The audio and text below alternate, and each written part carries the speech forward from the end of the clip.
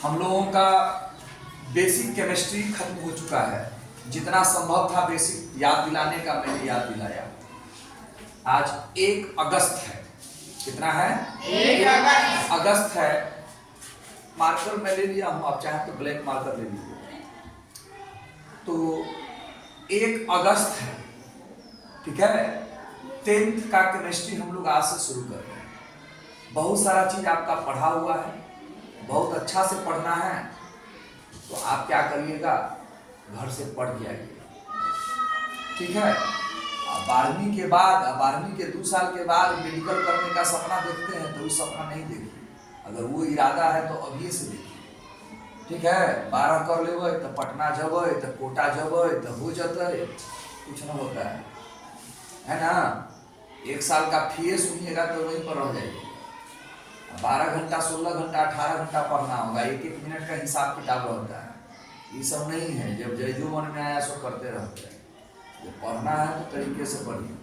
आज से छूटेगा तो आप जानिएगा। चलिए, हम लोग क्लास 10th का केमिस्ट्री शुरू कर रहे हैं।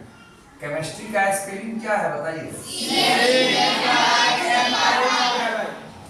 यो बहुते को नहीं आता है, इसीलिए डेली केमिस्ट्री करवाता हूँ।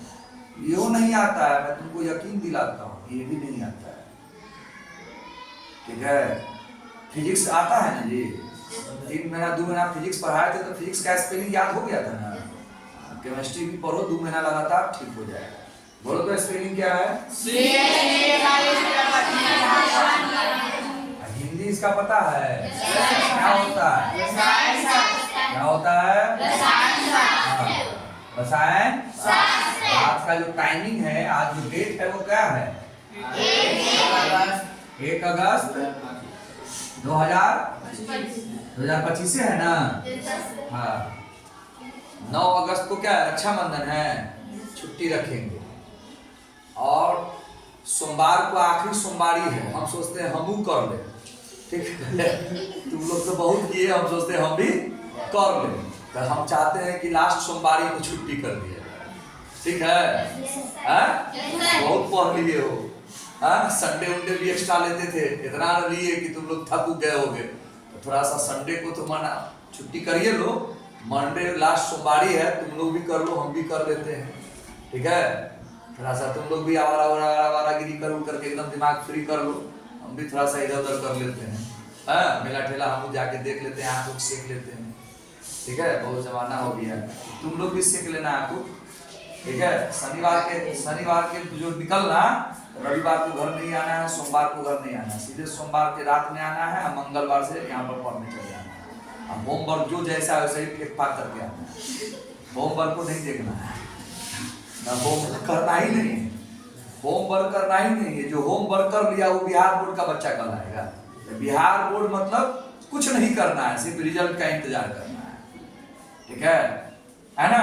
और रिजल्ट आने से पहले कहाँ कहाँ एडजस्ट होना है, कहाँ कहाँ अपना सेटिंग कर लेना है, वो पहले ही सोच के रखना है, ठीक। भैया बॉम्बे ट्रेन पकड़ लेना है, भौजी दिल्ली ट्रेन पकड़ लेना है, ठीक है। बिहार बोर्ड वाला सब यही करता है, यही सब करके तैयार रखना है। 2-4 लोग का तो ब्याह हो लग चुका रहता है, 2-4 लोग का तो रिश्ता भी हो चुका रहता है। चलिए शुरू करें। क्या पढ़ाना देखिए जरा बुक में। एक्सरसाइज पार्ट का नाम क्या है? पार्ट 1 का नाम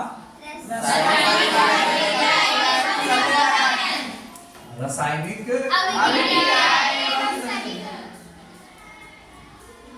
अभिक्रियाएं एवं समीकरण। रासायनिक अभिक्रियाएं एवं केमिकल रिएक्शन एंड इक्वेशन। इसका इंग्लिश क्या हुआ? केमिकल रिएक्शन एवं इक्वेशन, ठीक है। तो रासायनिक अभिक्रिया जो होता है, तो पहले भौतिक अभिक्रिया समझिए, रासायनिक अभिक्रिया समझिए। भौतिक अभिक्रिया आंख से आंख मिला के बात कर, आज से शुरू हो गया है, सब पढ़ा चुका हूं। भौतिक अभिक्रिया कहते हैं वैसी अभिक्रिया जो अगर होता है, आपस में कोई चीज जुड़ता है तो वो हमें दिखता है। अगर दिख ना सके तो अनुभव होता है, समझ में आता है, इसको कहते हैं भौतिक अभिक्रिया। भौतिक अभिक्रिया के बाद जो नया पदार्थ बनता है, उस पदार्थ में इस दोनों का, इन पदार्थों का गुण मौजूद रहता है। जैसे कि पानी और चीनी को आपने मिलाया तो शरबत बना। तो पानी और चीनी को जो आप मिलाते हुए देख रहे हो कि नहीं देख रहे हो? बोलो। शरबत बन गया, वो दिख रहा है कि नहीं दिख रहा है? शरबत पुराना दिखता है, पीता कथी है? कोका कोला दूध पीता है।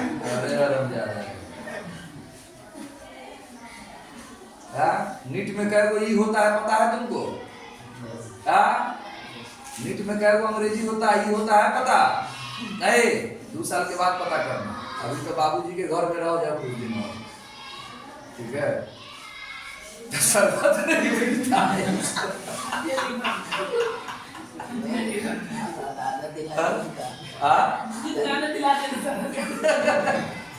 अब शरबत में पानी और चीनी का स्वाद रहता है कि नहीं रहता? पानी और चीनी का गुण शरबत में रहता है कि नहीं रहता? रहता है ना। तो ये भौतिक परिवर्तन है। ठीक है। शरबत जो बना उसमें पानी और चीनी का गुण मौजूद है। बोलो जोर से। लगता है कि किसी को जला उला के दफना को आया है, घर में कोई मर उड़ गया है। आते का है वो, रात भर सोते नहीं, 2-4 दिन 2-4 साल सो लो पहले, 4-6 महीना कुंभकर्ण की तरह सो लो, तो 4-6 महीना सोना ही नहीं पड़ेगा। तो 4-6 महीना आते ही हपनी थपनी फपनी सब शुरू हो जाता है। साला उठते ही तो मोबाइल पर मारते हो, टक टक टक टक टक टक टक, उसके बाद आते हो। भौंकवाओगे नहीं तो क्या हो? 4 बजे उठो, फ्री हो, बदन पर पानी डालो। तो न नहाएंगे तो सलाम शैम्पूए से नहाएंगे, साबुने से नहाएंगे, तो पानी उन्हें ऐसे ही डाल दिया करो। अरे आगे तो शरबत में पानी और चीनी का गुण रहता है कि नहीं रहता? रहता है। बोलो बोलो। चल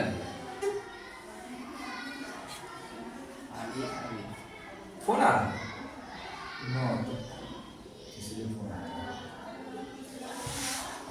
कोई दिक्कत? तो ये हुआ तुम्हारा भौतिक परिवर्तन। भौतिक परिवर्तन हुआ, ठीक है। रासायनिक परिवर्तन कहते हैं कि जिन चीजों से मिल करके कोई पदार्थ बनता है, वो जो होता है वो दिखता नहीं है, दिखता नहीं है। शायद आलिया का फोन आ रहा है, समझे? हो सकता है रिसीव तो नहीं किए, हो सकता है न आवे, उसी माइंड को सेट करके देखिएगा लास्ट में।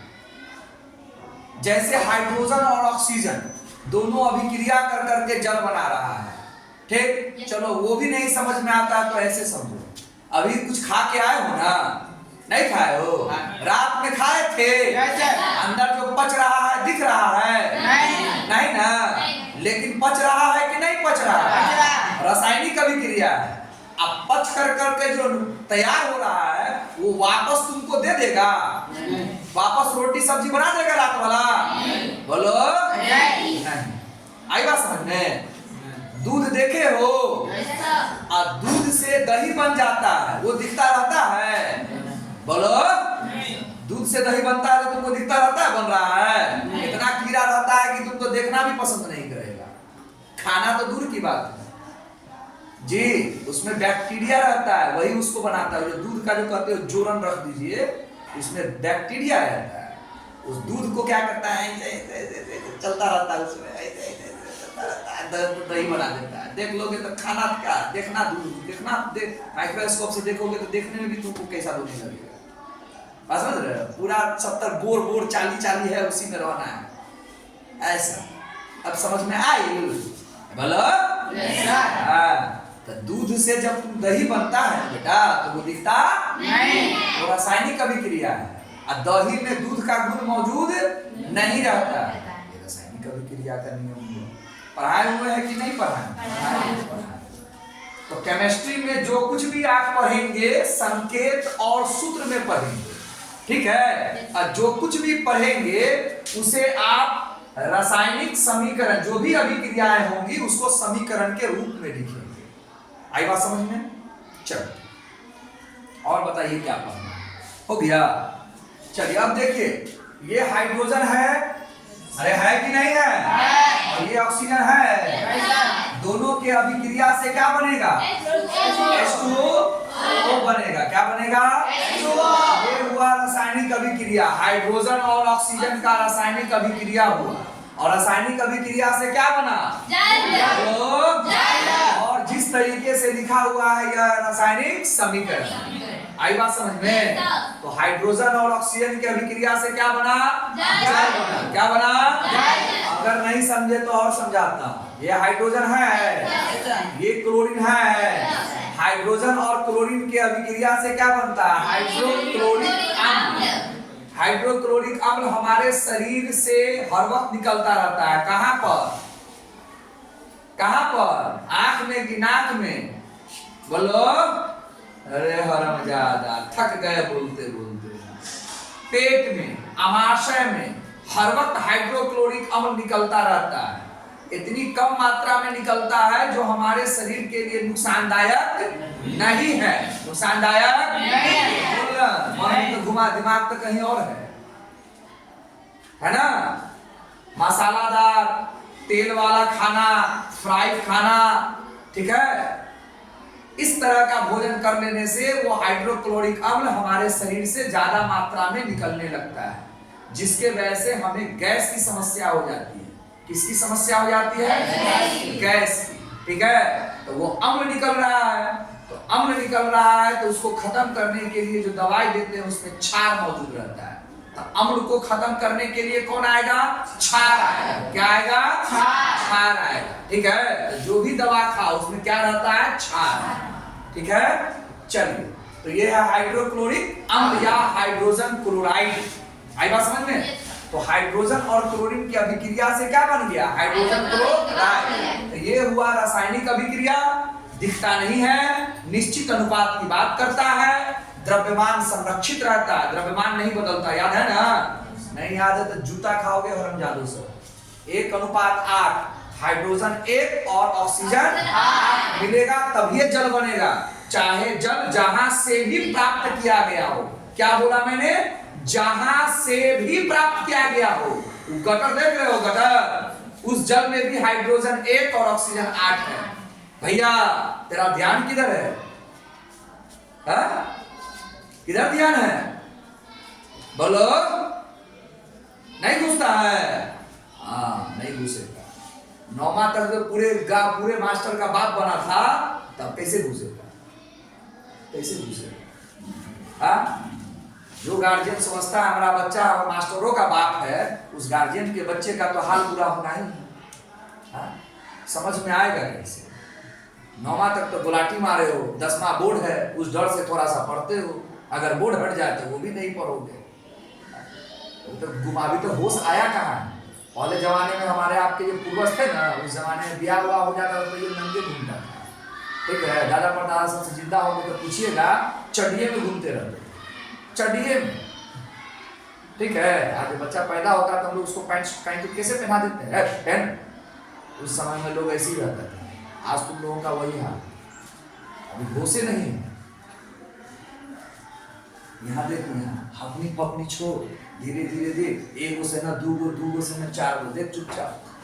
अब हाइड्रोजन अब समझे में नहीं आता है, पानी जिंदगी भर पिया है, जिंदगी भर H2O पता नहीं चलता, तो पानी पिया का है,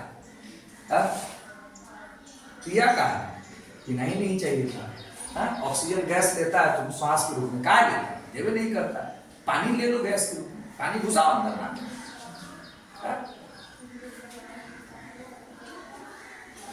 हो गया, समझ आ रहा है, बोलो। तो इसी को कहते हैं रासायनिक अभिक्रिया और रासायनिक समीकरण। तीर से इधर का जो है इसको कहते हैं अभिकारक। क्या कहते हैं, अभिकारक। रासायनिक अभिक्रिया में जो भाग लेता है, रासायनिक अभिक्रिया में हाइड्रोजन और ऑक्सीजन भाग लिया है, हाइड्रोजन और क्लोरीन भाग लिया है, तो इसको क्या बोलते हैं, अभिकारक। और इन दोनों से मिल करके जो नया पदार्थ बना है उसको कहते हैं प्रतिफल। क्या बोलते हैं, प्रतिफल। क्या बोलते हैं, या क्या बोलते हैं, उत्पाद। उत्पाद क्या बोलते हैं, उत्पाद। क्या बोलते हैं? उत्पाद। आगे बात समझ में? ठीक है। तो रासायनिक अभिक्रिया में जो भाग लेता है उसको क्या बोलते हैं? और उसके मिलने से, जुड़ने से, संयोग करने से, अभिक्रिया करने से जो नया पदार्थ बनता है उसको क्या बोलते हैं? ठीक है। तो कभी कभी क्या होता है, दो या दो से अधिक तत्व अभिकारक जुड़ करके एक नया पदार्थ बनाता है। और कभी कभी क्या होता है, एगो टूट करके एक से अधिक पदार्थ बनाता है। जैसे ये है तुम्हारा कैल्शियम कार्बोनेट, CaCO3। क्या है ये? CaCO3। इसको क्या बोलते हैं? Calcium carbonate. क्या बोलते हैं? चूना पत्थर। क्या है ये? चूना पत्थर। ये टूटेगा, ये क्या होगा? टूटेगा। तो बनेगा कैल्शियम ऑक्साइड। क्या बनेगा? Calcium oxide. कैल्शियम ऑक्साइड का सूत्र क्या है? CaO। CaO। 3 गो तत्व है या 2 गो तत्व है? 2 गो। कौन कौन? Ca कैल्शियम एक हुआ, O ऑक्सीजन एक हुआ, 2 तत्व। और क्या गैस निकलेगा? कौन सा गैस निकलेगा? Carbon dioxide, CO2। Calcium carbonate टूटेगा तो ऐसे ही टूट जाएगा? नहीं। हथौड़ी से मारेंगे, पानी में डालेंगे, गर्मी में डालेंगे, ठंडा करेंगे, कुछ तो करेंगे कि नहीं करेंगे? करेंगे ना। तो इन सब चीजों को केमिस्ट्री में बताना संभव नहीं है, इसीलिए इन सब चीजों को तीर के ऊपर या तीर के नीचे लिखा जाता है। गर्म करना है तो आप तीर के ऊपर लिख दीजिए गर्म करने पर, ठंडा करना है तो आप लिख दीजिए ठंडा करने पर। इन सब चीजों को केमिस्ट्री में बताना संभव नहीं, और ये केमिस्ट्री में अभी भी कुछ गड़बड़ियां हैं, इसको अभी तक ठीक किया गया नहीं। तो इसको कहां लिखना चाहिए? तीर के ऊपर या तीर के नीचे। समझ में आया? आएगा, इंतजार कीजिए। तो कैल्शियम कार्बोनेट टूटा तो क्या बना? Calcium oxide. अरे बोलो, 5 को याद रहेगा तभी केमिस्ट्री खिंचाएगा। और क्या निकलेगा? कार्बन डाइऑक्साइड गैस है। क्या है? गैस के बगल में तीर का चिन्ह ऊपर की ओर मारा जाता है। आई बात समझ में? और ये कैल्शियम ऑक्साइड जो है वो चूना का सूत्र है। चूना का सूत्र क्या होता है? Calcium oxide. और चूना पत्थर का सूत्र क्या होता है? और ये संगमरमर का भी सूत्र है। संगमरमर का सूत्र क्या होता है?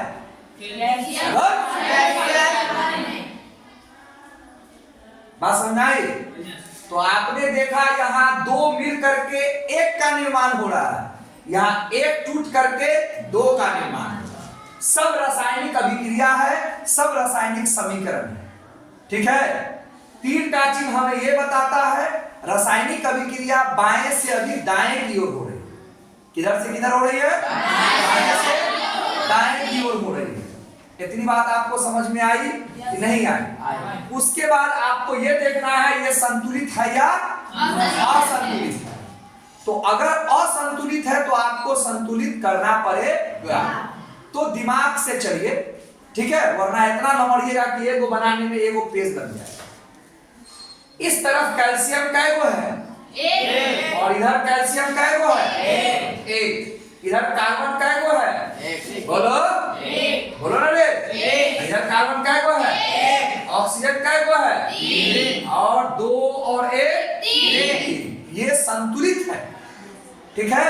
इसका अगर द्रव्यमान निकाला जाए, आणविक द्रव्यमान निकाला जाए, तो दोनों तरफ सेम आएंगे, है ना।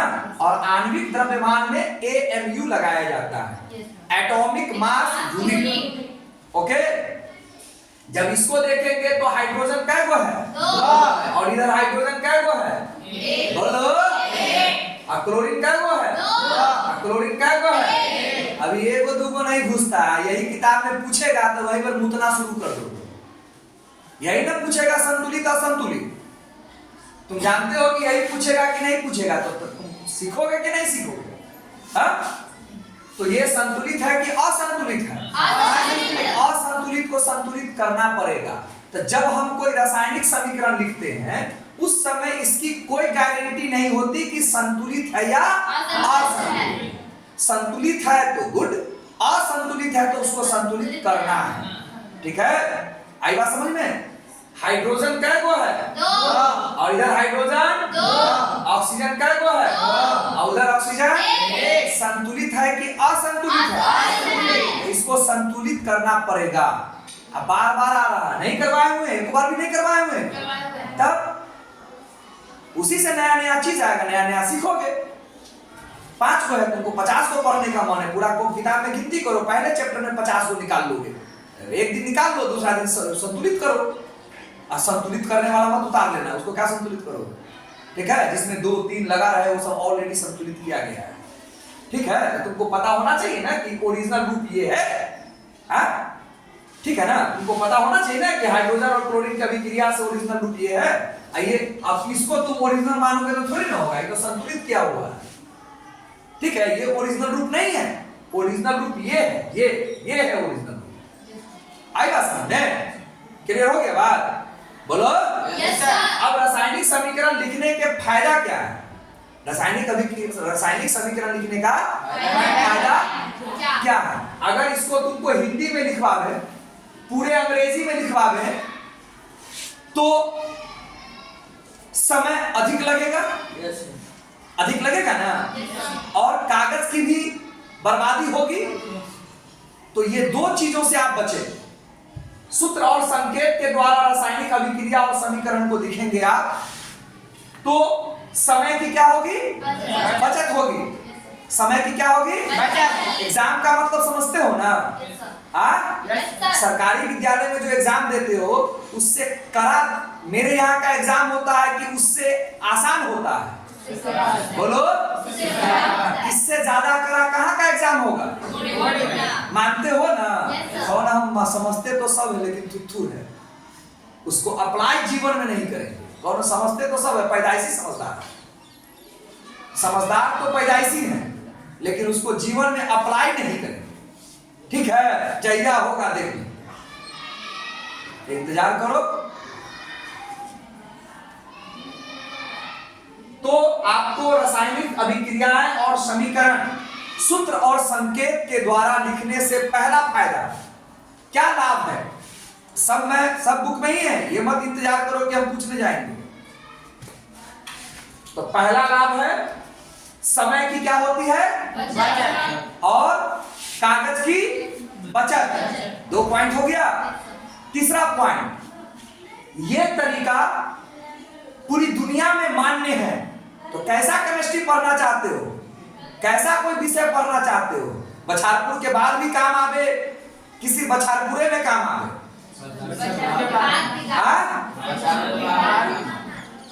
ठीक है ना, उसके बाद में काम आना चाहिए। तो जो तरीके से आप इसको पढ़ रहे हो, लिख रहे हो, ये पूरी दुनिया में मान्य है। आई बात समझ में? 3 बात आपको मैंने सिखाया, रासायनिक अभिक्रिया और रासायनिक समीकरण लिखने के क्या लाभ है।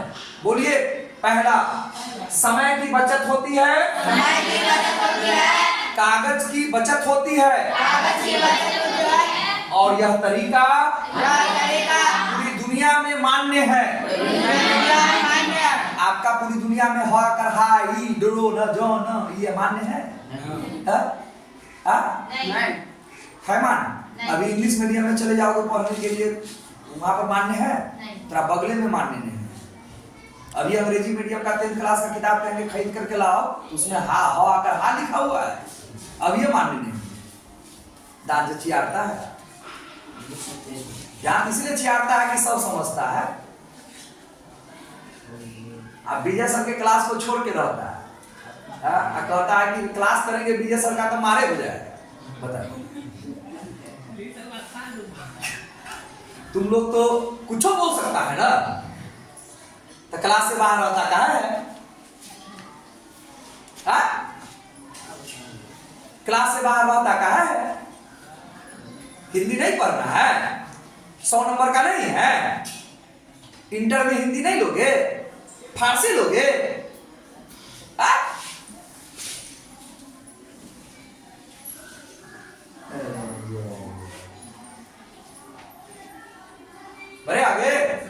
क्लियर हो गया?